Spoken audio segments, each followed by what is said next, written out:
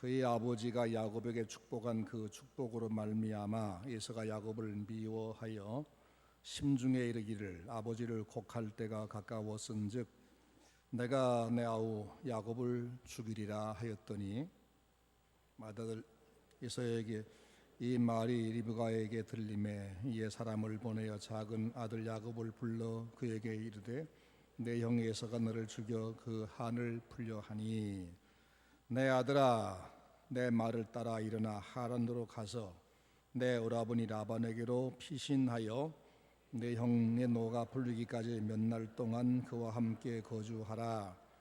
내 형의 분노가 풀려 내가 자기에게 행한 것을 잊어버리거든 내가 곧 사람을 보내 너를 거기서 불러오리라.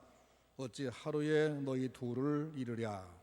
리브가가 이삭에게 이르되 내가 햇사람의 딸들로 말미암아 내 삶이 싫어졌거늘 야곱이 만일 이 땅의 딸들 곧 그들과 같은 햇사람의 딸들 중에서 아내를 맞이하면 내 삶이 내게 무슨 재미가 있으리까. 이삭이 야곱을 불러 그에게 축복하고 또 당부하여 이르되 너는 가나안 사람의 딸들 중에서 아내를 맞이하지 말고 일어나 밧단 아람으로 가서 내 외조부 부두엘의 집에 이르러 거기서 내 삼촌 라반의 딸 중에서 아내를 맞이하라. 전능하신 하나님이 네게 복을 주시어 네가 생육하고 번성하게 하여 네가 여러 족속을 이루게 하시고 아브라함에게 허락하신 복을 내게 주시되 너와 함께한 내 자손에게도 주사 하나님이 아브라함에게 주신 땅 곧 내가 거류하는 땅을 내가 차지하게 하시기를 원하노라. 이에 이삭이 야곱을 보내매 그가 밧단 아람으로 가서 라반에게 이르렀으니 라반은 아람 사람 부두엘의 아들이요 야곱과 에서의 어머니 리브가의 오라비더라. 에서가 본즉 이삭이 야곱에게 축복하고 그를 밧담으로 보내어 거기서 아내를 맞이하게 하였고 또 그에게 축복하고 명하기를 너는 가나안 사람의 딸들 중에서 아내를 맞이하지 말라 하였고 또 야곱이 부모의 명을 따라 밧단 아람으로 갔으며 에서가 또 본즉 가나안 사람의 딸들이 그의 아버지 이삭을 기쁘게 하지 못하는지라. 같이 읽습니다. 이에 에서가 이스마엘에게 가서 그 본처들 외에 아브라함의 아들 이스마엘의 딸이요 느바요스의 누이인 마할랏을 아내로 맞이하였더라. 아멘. 오늘은 리브가의 후회라는 말씀을 드리렵니다. 리브가가 누구죠? 오늘 주인공은 리브가. 리브가는 누구 아내냐면 이삭의 아내. 그러죠? 이삭의 아들은 에서와 야곱. 오늘은 에서와 야곱 그리고 그 어머니 리브가가 주인공이 됩니다. 야곱의 어머니 리브가는 자기가 편애하는 둘째 아들 야곱에게 복을 받게 하려고 남편을 속이고 작은 아들을 큰 아들로 위장시켜서 아버지가 요리를 요구하니까 자기가 남편 제일 좋아하는 음식을 만들어 가지고 둘째 아들 손에 들려 보내면서 네가 큰 아들 내 형 에서라고 해라 하고 들려 보냈습니다. 순리를 저버리고 인간적인 수단과 방법을 사용해서 둘째 아들에게 복을 받게 하려고 했던 여자입니다. 그런데 결과가 어떻게 됐을까? 야곱은 순탄하게 어머니의 소원대로 복을 누렸을까? 동생에게 자기 몫을 빼앗긴 에서는 자기 몫을 누리지 못한 것을 보고 내 잘못이 무엇인가를 반성하면서 복받는 사람 되려고 노력을 했을까? 그렇게 하기는커녕 모든 것을 동생의 탓으로 돌리고 분노와 살기를 품고 동생을 죽이려고 해서 가정은 설기가 감도는 전쟁터로 바뀝니다. 형제지간이 원수지간이 된 모습을 보고 어머니가 후회를 합니다.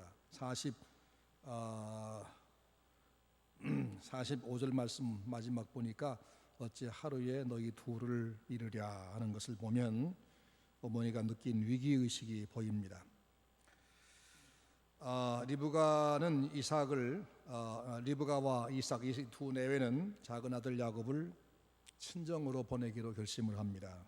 표면적 이유는 내 형이 햇사람의 딸들 중에서 아내를 택해서 우리가 이렇게 낙이 없으니까 우리를 힘들게 하니까 너는 우리 친정에 가서 아내를 얻어와라 그렇게 말하지만 사실은 목적은 뭐냐면 둘째 아들의 목숨을 구하기 위해서 피신시키는 거였습니다. 기간은 에서의 노가 풀리기까지 몇 날 동안만 그리하자, 길어야 몇 달이다라고 생각했을 겁니다.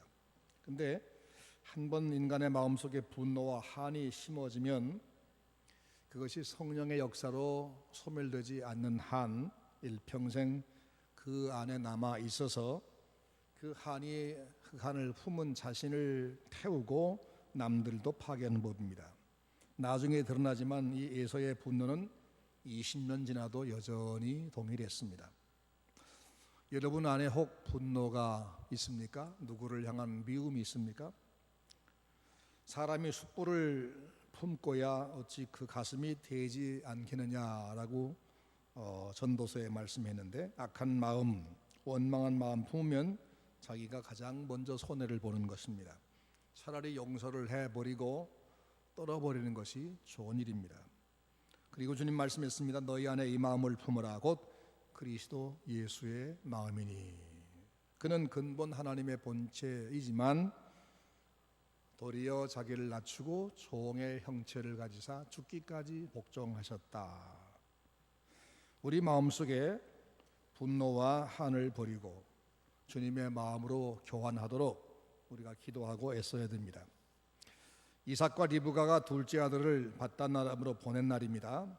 부친이 이삭이 둘째 아들 야곱을 불러 이렇게 당부합니다. 너는 가나안 사람의 딸들 중에서 아내를 취하지 말아라.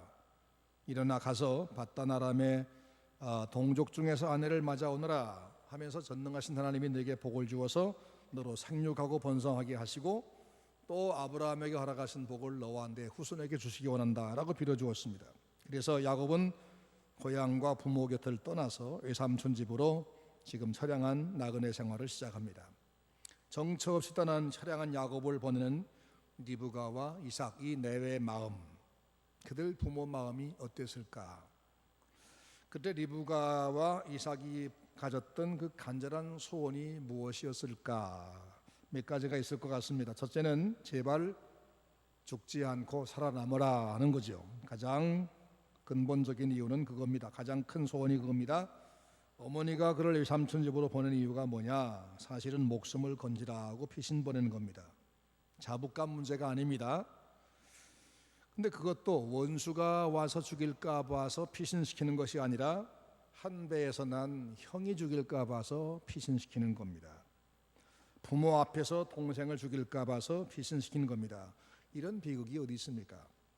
형제가 함께 살면 죽일까 봐서 남의 품으로 보내는 형편, 고향이 무서워서 타향으로 보내는 이 사정, 부모 밑이 두려워서 얼굴도 본 적 없는 외삼촌에게 보내는 이 상황, 어찌 부모의 품과 형제와 고향보다 낯선 타향에 남의 품이 안전하단 말입니까? 이게 왜 이렇게 벌어진 일입니까? 이유가 뭡니까?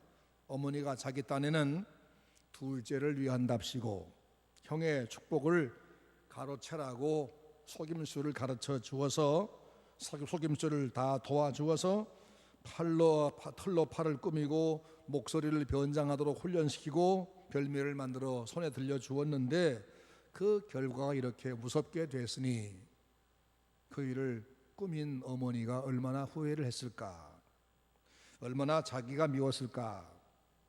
리브가가 후회했을 것이다. 저는 그렇게 생각을 했습니다.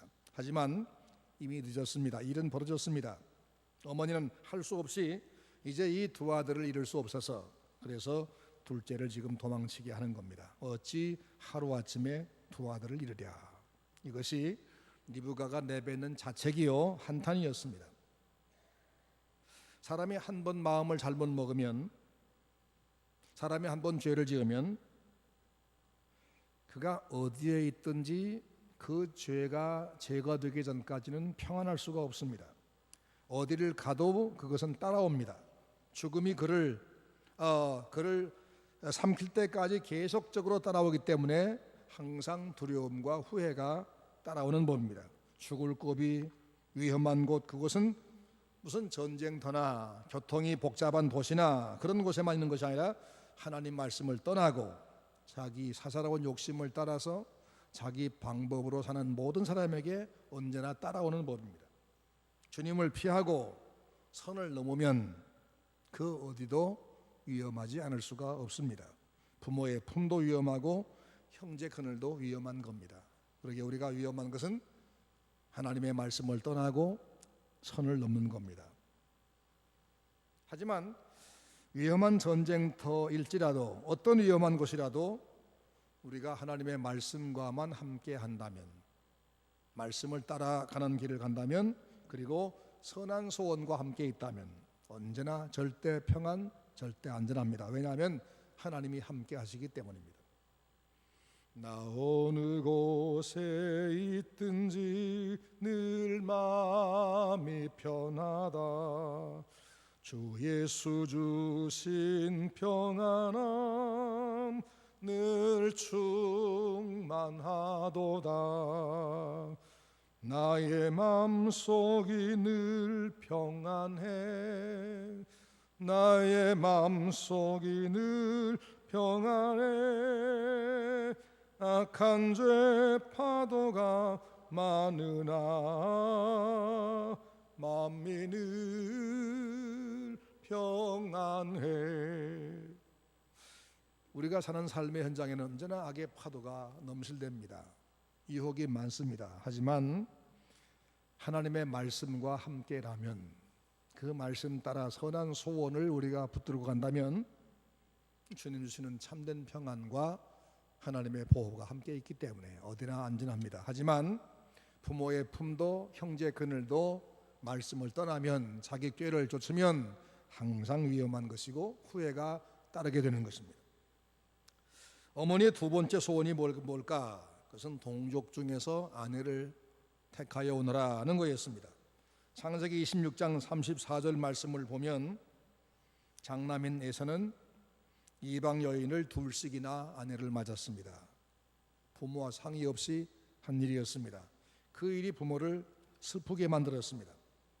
하나님이 누군지도 모르고 선이 무언지 개념도 없는 이방 사람을 짝으로 맞았으니 그 이방 여인이 집에 들어오니 맞는 게 아무것도 없습니다. 만사가 다 충돌입니다.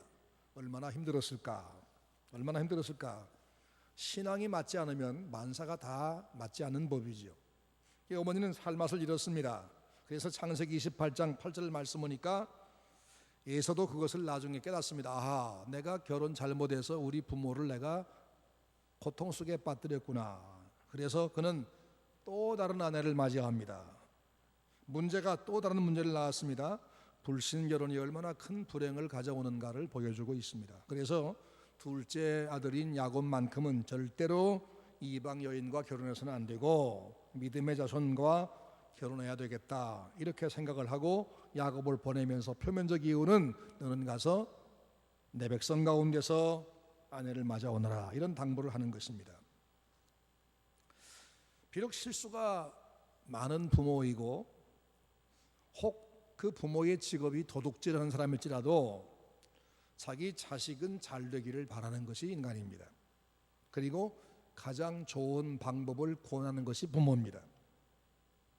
이 리브가는 비록 실수했지만 지금 자기 아들에게 가장 좋은 길을 권하고 있습니다. 그러므로 자식이 된 사람은 부모에게 순종하는 것보다 더 잘하는 것이 없습니다. 잘하는 것이 없습니다. 네 부모를 주 안에서 순종하라, 그렇게 말씀했지 않습니까? 부모는 자식을 너무 사랑하기 때문에 그 눈에는, 부모의 눈에는 자식밖에 사실 안 보입니다. 자식을 너무 사랑하기 때문에 심지어 며느리까지도 미워하는 사람도 있습니다. 이 자식을 사랑한다는 것이 그만 자식을 불행하게 하는 부모도 있습니다. 하지만 그런 그 부모가 잘 몰라서 자식을 잘못된 길로 권면하는 경우가 있을지라도 그런 부모랄지라도 주 안에서 순종하라. 이게 무슨 얘기냐? 하나님의 명령, 하나님의 말씀의 범위 안에서 하라. 혹 부모가 하나님의 뜻을 거스리도록 명령할 때는 지혜롭게 거절하고 그 외에는 다 순종해라, 그런 말씀이죠. 리브가와 이삭은 야곱만큼은 동족 중에서 아내를 맞이하기를 간절히 바라면서 보냈습니다. 이 두 번째 소원입니다. 세 번째가 뭐냐 하면 하나님이 그에게 복을 주시기를 소원했습니다. 자식이 하나님께 복을 얻게 하려고 몸부림친 극성 어머니가 리브가입니다.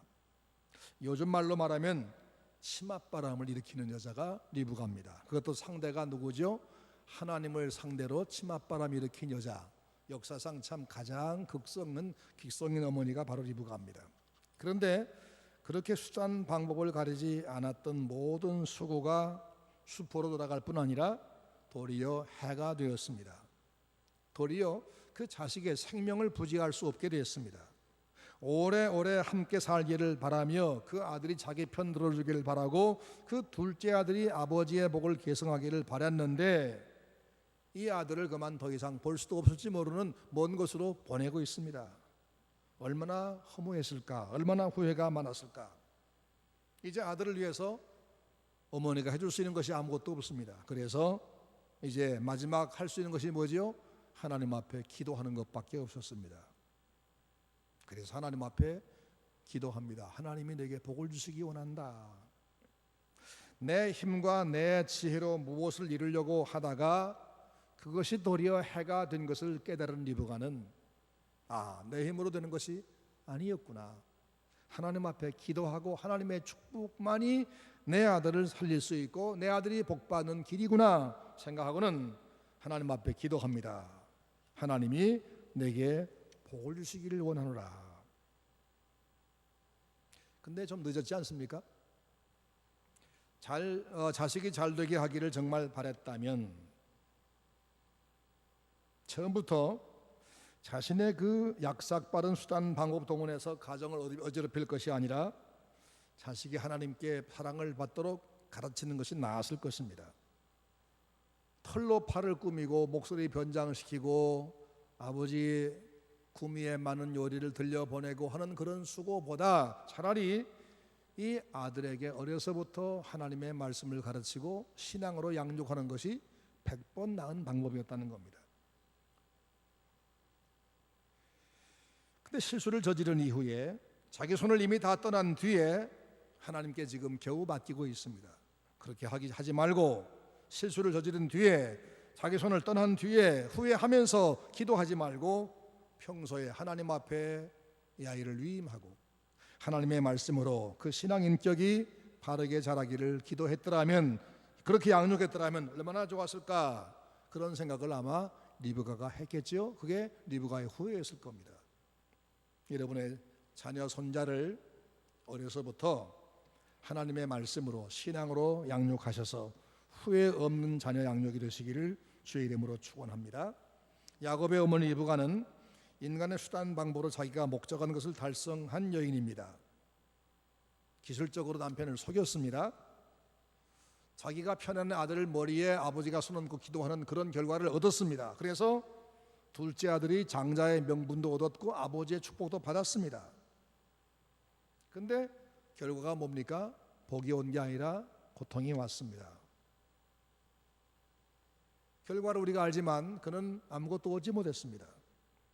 자식이 행복해지는 것이 아니라 지금 목숨을 부지할 수 없어 도망쳐야만 됐습니다. 이 자식과 함께 오래오래 산 것이 아니라 지금 이별해야 됐습니다. 이게 바로 리브가의 잘못된 선택, 잘못된 행동의 결과입니다. 리브가가 어떤 사람이었습니까? 그가 저지른 잘못이 뭐였죠? 첫째는 남편을 속인 아내가 된 것입니다. 남편의 눈이 되어야 할 사람, 이삭은 이미 나이가 많아서 눈이 어두웠다 그랬죠.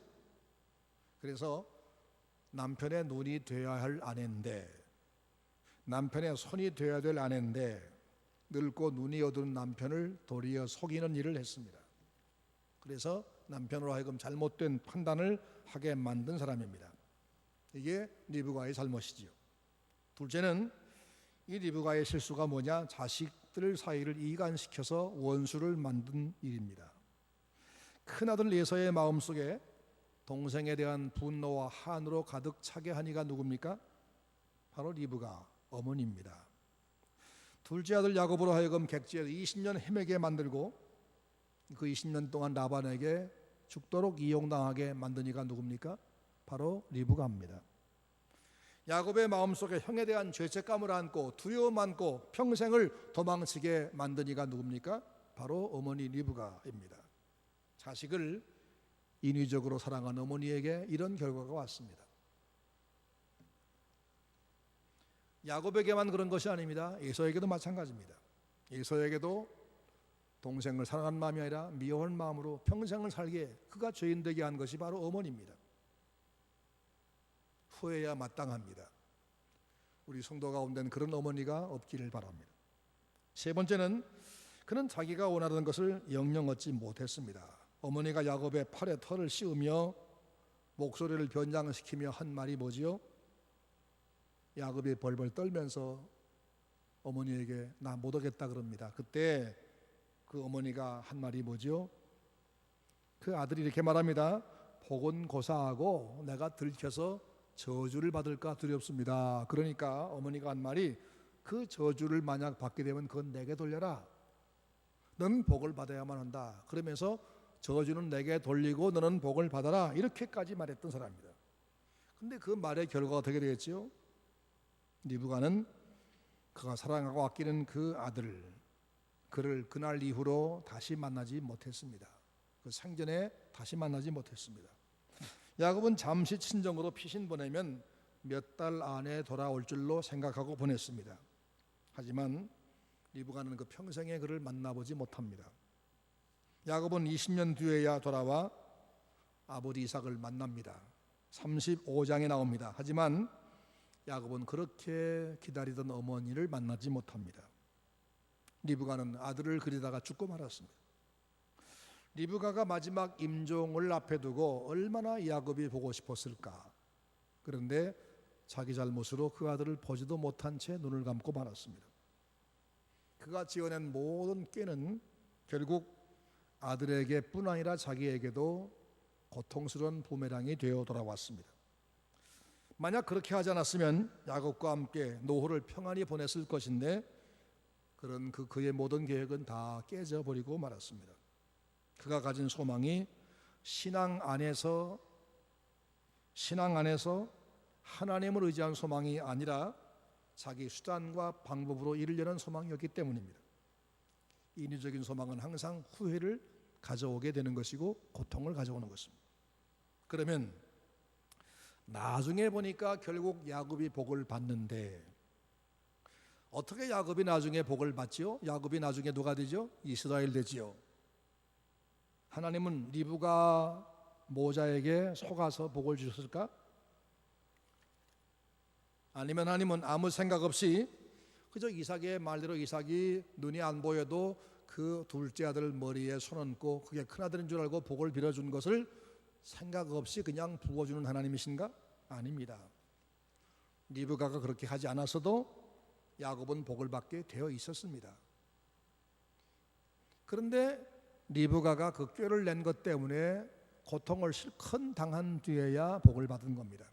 하나님은 처음부터 야곱에게 복을 주려고 작정하신 바가 있습니다. 그래서 야곱이 그 어머니의 태에 있을 때에 이미 말씀해 주기를 큰 자가 어린 자를 섬기리라 하고 말씀했습니다.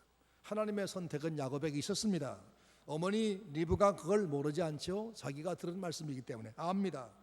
그러니까 야곱이 어머니와 작당해서 이 어머니가 아들과 작당해서 아버지를 속이는 일이 없다 해도 하나님이 정하신 복은 받게 되어 있었습니다. 어머니와 야곱이 아버지를 속이면서 편법을 쓴 것은 결국 자신들이 걸어갈 길을 험난하게 만든 고통일 뿐이지 하나님의 계획에는 전혀 변동을 주지 못했습니다. 하나님을 모르면 성도가 하나님을 믿는다고 하면서도 하나님의 뜻을 모르면 결국 이런 일을 저지르고 이런 결과를 얻는 법이지요. 그래서 호세아가 외친 말이 뭐지요? 내 백성이 지식이 없으므로 망하는도다. 우리가 힘써 여호와를 알자 그랬죠. 성도가 알아야 될 것은 하나님의 뜻을 아는 것, 하나님의 말씀을 아는 겁니다.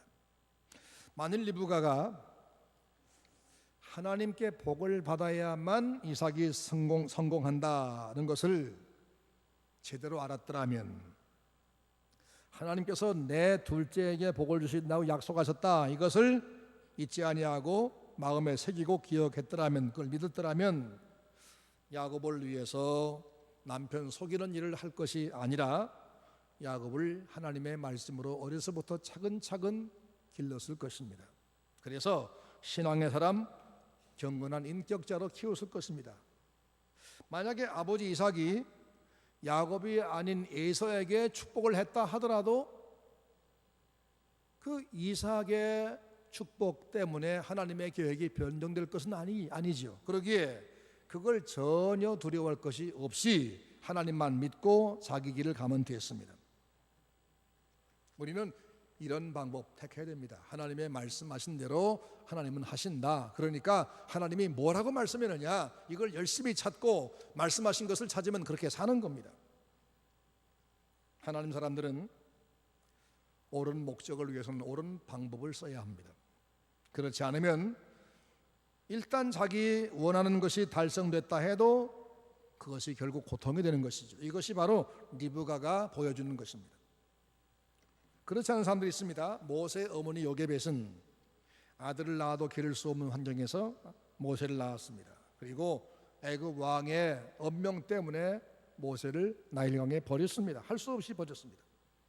근데 요게벳은 모세가 하나님의 은혜를 입기를 원하고, 하나님의 은혜를 입기 원하고, 그리고 그 아이를 석 달 동안 자기 할 수 있는 한도까지는 최선 다해서 보호하고 기른 다음에 자기 힘으로 더 이상 할 수 없자 하나님께 맡기고 그를 강에 갈 상자에 담아 띄웠습니다. 요게벳은 하나님을 믿었습니다. 자신이 최선 다한다면은 더 이상 길이 없으면 무리수를 쓰는 게 아니라 하나님께 맡기는 겁니다. 그것이 믿는 사람의 방법입니다.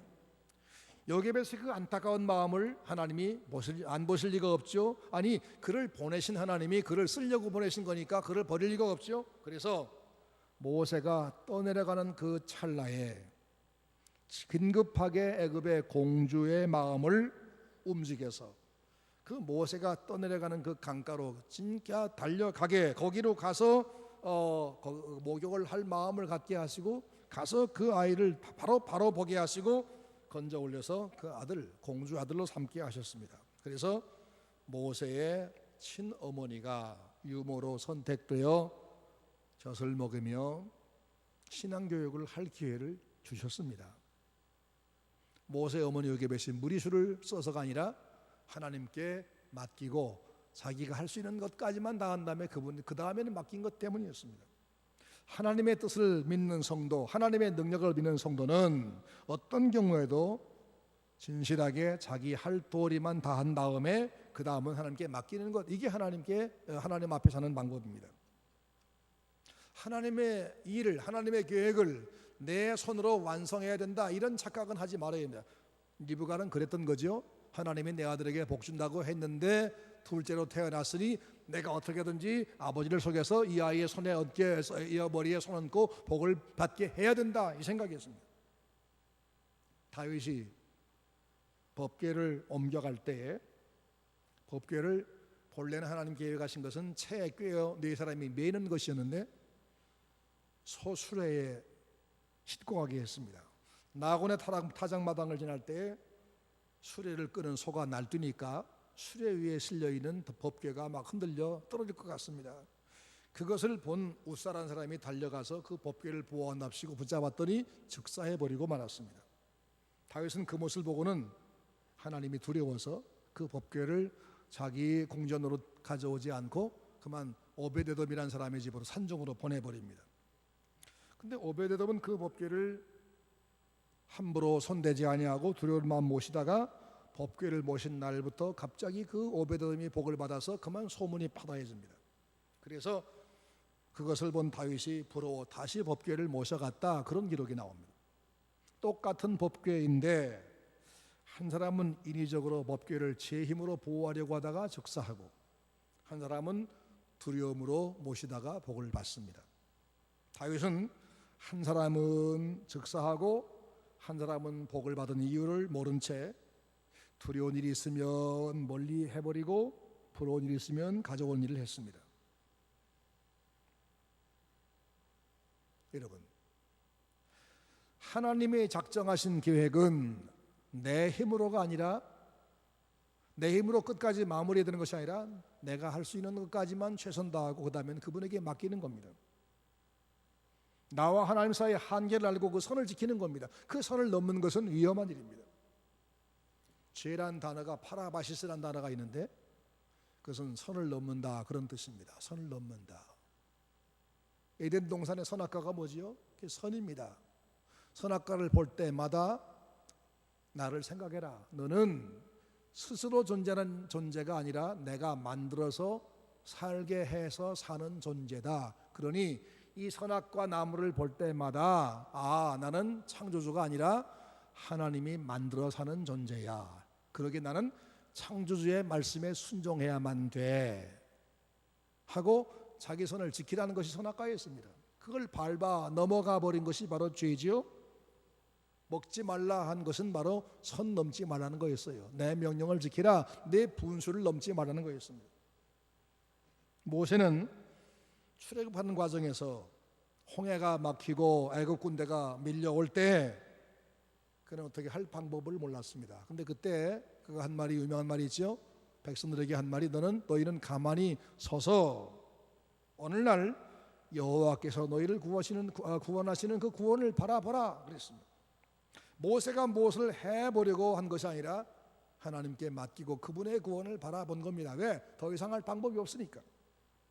거기까지 인도한 것이 모세의 힘이었, 모세의 역할이었고 더 이상은 방법이 없습니다. 하나님께 맡겼습니다. 하나님을 믿는 신자는 자기 한계에 다다르면 하나님께 맡기고 기도하며 가만히 있을 줄 알아야 됩니다. 그것은 하나님을 믿는 자세고 하나님의 개입을 기다리는 자세입니다. 모세가 그 말을 한 뒤에 정말로 하나님이 개입하셨습니다. 그래서 모세에게 말씀하시기를 너 왜 그러고 가만히 있느냐? 네 손을 내밀어 바다로 갈라지게 해서 백성을 건너게 해라. 그래서 이스라엘 백성은 안전하게 홍해를 건너게 하시고 따라오던 애국 군대는 다 수장시켰습니다. 하나님 혼자서 그 많은 백성을 광야에서 날마다 먹이시고 마시게 해주었습니다. 홍해를 하나님 혼자 갈랐습니다. 모세는 믿고 멈추었습니다. 하나님께 맡기고 기도했습니다. 하나님의 백성은 이 사실을 믿고 자기 꾀, 자기 방법, 자기 힘으로 내 평생을 내가 개척해 가야 된다 이런 월권하지 말고 자기 선을 지키는, 자기 할 수 있는데 자기에게 맡겨진 역할까지만 최선 다한 다음에 그 다음에는 하나님께 맡기고 기도하는 그런 자세, 바로 이런 방법을 따라야 하는 겁니다. 이것이 후회하지 않는 신자의 길입니다. 요즘은 IMF 시대보다 더 경제가 어렵다 그렇게 말을 합니다. 들어갈 직장도 별로 없고 직장 생활도 전보다 더 고달프고 개인 사업하기도 정말 힘들다. 저도 그런 얘기를 많이 듣고 알고 있습니다. 안타까워하고 있습니다. 하지만 그렇다고 해도 우리는 하나님을 믿어야 됩니다. 하나님을 믿습니다. 얄팍한 수단과 방법으로 살려고 할 때 결국 우리는 남을 속이고 하나님마저 속이려는 그런 어리석음을 범하게 되고 결국은 후회스러운 결과를 가져오는 것입니다. 그리고 그것은 자신과 이웃 모두에게 고통이 되는 겁니다. 그런 사실을 리브가의 말년이 증명해주고 있습니다. 리브가의 잔꾀는 자기 가정을 살기 감도는 불행한 가정을 만들었습니다. 자기 남편을 허망한 사람을 만들었습니다. 자칫하면 하루아침에 아들 둘 다 잃을 뻔했습니다. 인간의 어리석은 소욕의 결과는 항상 이렇습니다. 그 성경은 말씀하기를 육신의 생각은 사망이요 성령의 생각은 생명과 평안이라 말씀했지요. 선한 소원은 바른 방법으로 이루어져야 됩니다. 우리에게 있는 바른 방법은 하나님 말씀을 따르는 것입니다. 내가 곧 길이요 진리요 생명이다. 그 길이란 말이 뭡니까? the way, 길. 영어로는 그 길이란 말이 방법이기도 합니다. 방법, 우리의 방법, 그건 하나님 말씀입니다. 왜곡된 소원을 자기 힘과 꾀로 이룬다고 해도 하나님은 그 방법을 통해서 그가 원하던 것을 이루지 아니하시고 심판하십니다. 그러므로 우리는 항상 하나님의 뜻이 무엇인가를 찾고, 그리고 그걸 향해 가는 내 과정에서 내가 할 역할이 어디까지인가를 알고 그 선 안에서 최선을 다한 다음에 주님께 맡기는 것, 이것이 우리의 길입니다. 이스라엘이 애굽에서 나와서 광야로 접어들었을 때입니다. 애굽에서 가지고 나온 식량이 바닥이 나자 이제 굶어 죽게 됐습니다. 하나님 그때부터 기가 막히게 타이밍을 맞추어서 아침마다 만나가 쌓이게 하셨습니다. 만나는 맛도 좋았지만 영양가가 그야말로 100% 완전한 식품이어서 이스라엘 백성은 40년 동안 그 음식을 먹었지만 영양실조가 되거나 몸에 병 걸리거나 전혀 그러지 않았습니다. 근데 그 만나를 거두는 방법이 있었죠. 만나가 아무리 많이 쌓여 있어도 1인당 한 오멜씩만 가져와라 하는 한정된 양이 있었습니다. 그리고 안식일 날은 절대로 주지 않을 테니까 미리 전날 이틀분을 거두어와라. 근데 혹시 내일은 만나 안 주시면 어떻게 하고 평일에 2오멜씩을 거둔 사람이 있었습니다. 하나님은 그들이 2오멜씩 가져오도록 내버려 두셨다가 하루가 지난 다음에 다 벌레가 나서 집안 이 텐트 안에 온통 벌레 천지여서 그걸 치우는데 고통스럽게 만드셨습니다. 그들의 행위 자체가 심판이 되게 하신 겁니다. 안식일에 만나를 내리지 않겠다 분명히 말씀했지만 안식일에도 만나를 거두러 간 사람이 있었습니다. 근데 그들이 갔다가 빈손으로 옵니다. 남들 보는데 빈 대박 가지고 오는 그 부끄러움 얼마나 창피하겠습니까? 그들이 믿음 없는 불신자임을 만민에게 드러내는 그런 심판을 그들 행위로 하신 겁니다. 하나님은 믿음 없는 인위적인 모든 행동을 그 결과로서 심판하는 분이십니다. 그러므로 의롭고 정당한 삶을 성실하게 말씀 따라 살아야만 되는 겁니다. 우리는 수단과 방법을 다 동원하고 남의 것을 빼앗기라도 해서 내가 잘 돼야 하는 사람이 아닙니다. 내가 잘 되는 것이 목적이 아닙니다. 우리의 목적은 하나님의 뜻에 맞게 사는 겁니다. 그것이 비록 고달픈 생활이어도 하나님의 뜻에 맞는 고달픈 생활은 복인 겁니다. 우리가 이 좋으신 하나님에게 붙들리는 것, 그분이 원하시는 생활을 하는 것 자체가 복입니다. 그러므로 우리는 진실하고 성실하게만 사십시다. 그리고 나만 잘되고 내가 성공하는 것이 목적이 아니라 하나님의 말씀대로 사는 것 자체를 목적으로 두십시다. 그리고 우리가 최선 다한 다음에 우리의 선까지 간 다음엔 그분에게 맡깁시다. 그러면 하나님이 책임져 주시고 절대로 후회하지 않는 복된 결과를 주시는 분이십니다. 선한 꿈을 갖고 살 때 그것을 성경 말씀에서 찾은 선한 소원을 가지고 살고 그걸 이루어가는 과정도 하나님의 말씀대로 성실하게 정직하게 내 선 안에서 최선 다하는 생활을 하면 자신에게도 복이 되고 우리 이웃에게도 복이 됩니다. 후손만대에 복이 됩니다. 이 하나님을 믿는 사람답게 후회할 것이 없는 그런 모습으로 사는 우리 서문 성도가 되기를 주의 이름으로 축원합니다.